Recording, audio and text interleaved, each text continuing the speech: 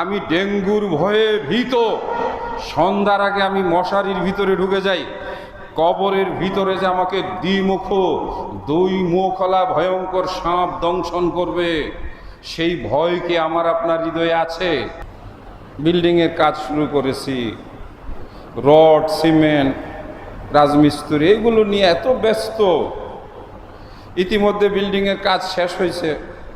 ওই ফিটিংসগুলো এইগুলো বিদেশি উন্নত মানের। তারপরে কাজ শেষ পর্যায়ে এই রং কি করব,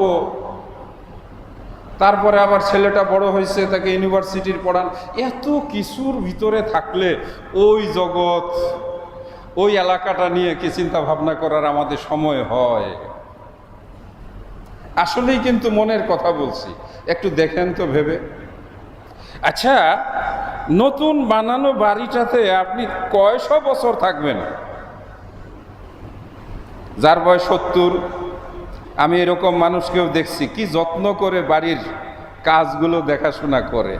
আমরা যারা একটু কোরআন হাদিসের এলেমের সাথে কাছাকাছি, আমার তখন মনে হয় আহারে, আচ্ছা লোকটার বয়স 70, এই বিল্ডিংয়ের পিছে সে সময় দিচ্ছে, না হয় কয় মাস, 1 বছর শুইতে পারবে কিনা গ্যারান্টি আছে?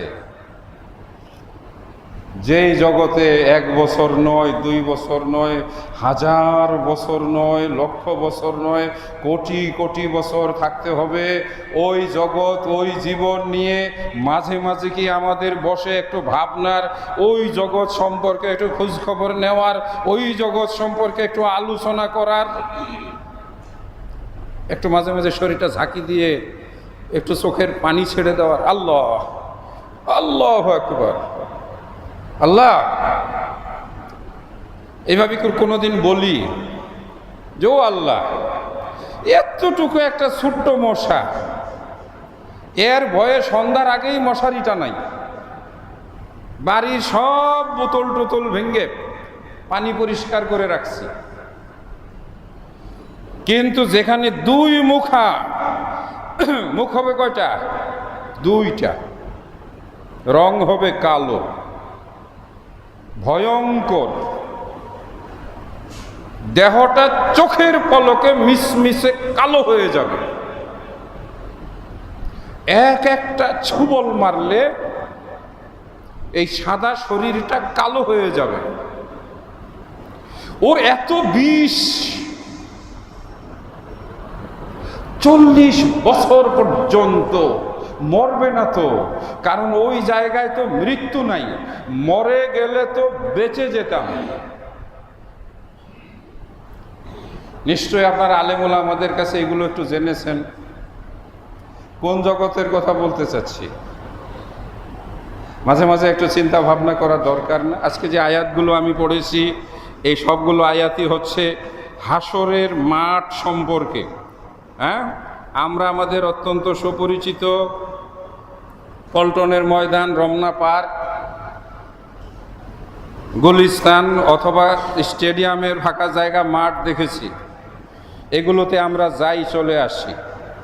আজকে একটু আপনাদেরকে নিয়ে যাব ওই মাঠটাতে, যেখানে আমাদেরকে অনেক দিন বিশ্বাস করেন, অনেক দিন পড়তে হবে। নবী সাল্লাল্লাহু আলাইহি ওয়াসাল্লাম বলছেন, ইয়াউমা লা জিল্লা, ওখানে কোনো ছায়া থাকবে না। আমরা অধিকাংশ আমাদের খতিবদের, আমাদের সম্মানিত বিজ্ঞ আলেমদের আলোচনায় বিশেষ করে শিরক, বিদআত, আমলের উপরে কথা শুনি। এজন্য হঠাৎ করে আমি আজকে মেহমান হয়ে আমি কৃতজ্ঞতা প্রকাশ করছি শরীটুলা এই পঞ্চায়েত মসজিদের সম্মানিত কমিটির প্রতি, যারা আমাকে আজকে আপনাদের সঙ্গে নামাজ পড়ার একটা সুযোগ দিয়েছেন। আলহামদুলিল্লাহ, আল্লাহ তাদেরকে উত্তম পুরস্কার দান করুন। রাজি আছেন তো আমার সঙ্গে একটু ওই মাঠের দিকে যাওয়ার? একটু মাঝে মাঝে দেখা দরকার। আরে এই কোরআন মাজিদে এটা একটু রাখি, হ্যাঁ, কতগুলো আয়াতের ভিতরে যে আল্লাহ হাসরের কথা বলছেন। ওয়ানাহশুরুহুম আমি তাদেরকে সেই মাঠে উঠাবো। রাসূল বলছেন বড় কঠিন জায়গা, পার নেই।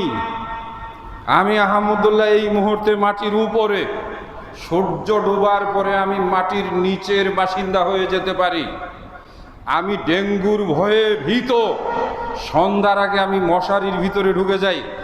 কবরের ভিতরে যে আমাকে দুই মুখলা ভয়ঙ্কর সাপ দংশন করবে, সেই ভয় কি আমার আপনার হৃদয়ে আছে?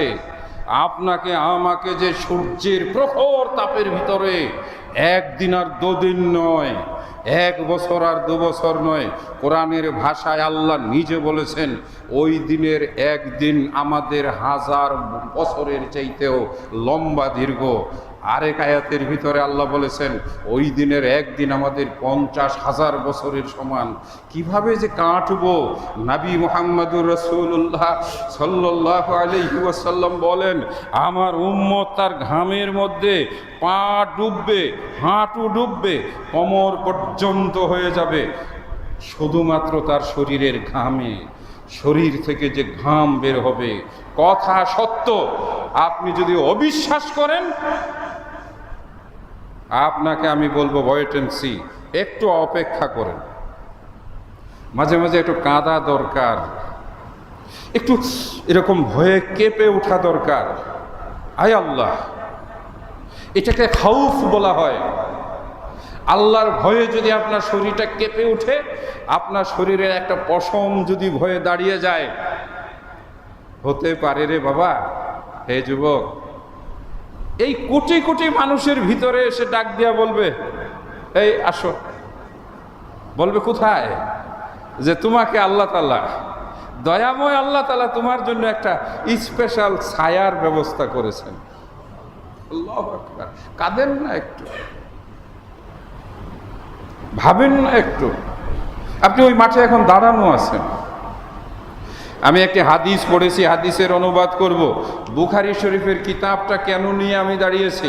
হাদিস বহুবার শুনেছি, এই হাদিস আমিও জানি, মুখস্থ ইনশাআল্লাহ শোনাতে পারবো। তারপরে ঈমানটাকে দেখছি, বলতে তো পারবেন। বুখারীর হাদিস। কোন কিতাবের হাদিস? বুখারীর হাদিস। বাবারে, আমি একটা অনুরোধ করি, এদিক সেদিক দৌড়াবেন না। আপনার পীর, আপনার নেতা, আপনার শায়েখ, আপনার গায়রুল্লাহ, আপনার তাগুত, এরা কাউকে আপনি হাসরের ময়দানে পাবেন না। কে বলেছেন এই কথা জানেন? স্বয়ং আল্লাহ। হাসরের ময়দানে পেয়ে যাবেন হঠাৎ করে নিজের ছেলেকে। ছেলে দৌড় মারবে, বলবে যে আজকে আব্বু আমি তোমার সঙ্গে টাইম দিতে পারবো না। যদি আপনি একটা নেকি চান, আয়াত শোনাবো। ওই মাঠ, হাসরের মাঠ,